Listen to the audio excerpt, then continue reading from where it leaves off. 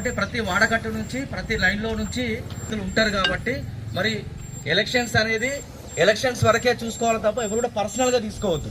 అవునా కదా? ఎలక్షన్స్ అయిపోయిన తెల్లారి మనం అందరం ఒకే వాడకట్లో ఉంటాము. అవునా కదా? ఎటువంటి గొడవ లాంటివి పెట్టుకోవద్దు. ఎలక్షన్స్ వరకే పార్టీలన్నీ ఉంటాయి. తర్వాత అందరం కూడా అభివృద్ధి గురించే మాట్లాడుకోవాలి. అంతే కదా?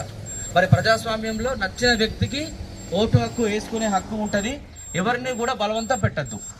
ఎవరిని కూడా బలవంతంగా ఆ పార్టీకి ఓటేయని ఈ పార్టీకి ఓటేయని ఎవరు కూడా అట్లా బలవంతంగా ఓటు వేసుకునేలాగా చేయొద్దు.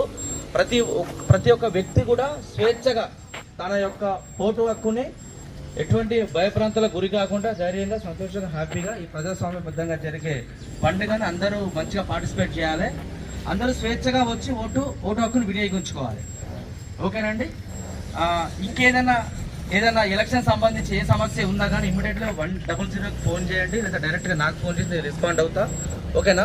మరి గత చరిత్ర చూసుకొని ఎటువంటి గొడవలు లేవు కాబట్టి ఈసారి కూడా మీరు అందరూ కూడా ఎలక్షన్లలో ప్రశాంతంగా ఎలక్షన్ జరిపిస్తారని కోరుకుంటూ మరి నాకు బురదగడ్డ నుంచి ఎటువంటి కంప్లైంట్స్ రావద్దని నేను కోరుకుంటున్నాను. ఎందుకంటే స్టాఫ్ తక్కువ ఉంటుంది, మీకు తెలుసు. వేరే జిల్లాల నుంచి స్టాఫ్ వస్తుంది. తక్కువ స్టాఫ్, ఒక్కొక్క పోలింగ్ బూత్లో 3-4 కంటే ఎక్కువ ఉంటారు. అవునా కదా? ఎక్కడైనా సమస్య ఉందంటే అన్ని చోట్ల నేనే పోవాల్సి వస్తుంది. కాబట్టి మీరందరూ అర్థం చేసుకొని గత ఎన్నికల్లో జరిగిన విధంగా ఈసారి కూడా ప్రశాంతమైన వాతావరణంలో ఎలక్షన్స్ ప్రక్రియ జరిపించాలని కోరుకుంటున్నా. ఎవరైతే వాడకట్లో ఉన్న పెద్ద మనుషులు ఎవరైతే ఉన్నారో వాళ్ళందరూ బాధ్యతగా తీసుకొని ఎటువంటి గొడవలు కానీ అల్లర్లు కానీ జరగకుండా ప్రశాంతమైన వాతావరణంలో ఎలక్షన్ జరిపించాలని కోరుకుంటున్నాను.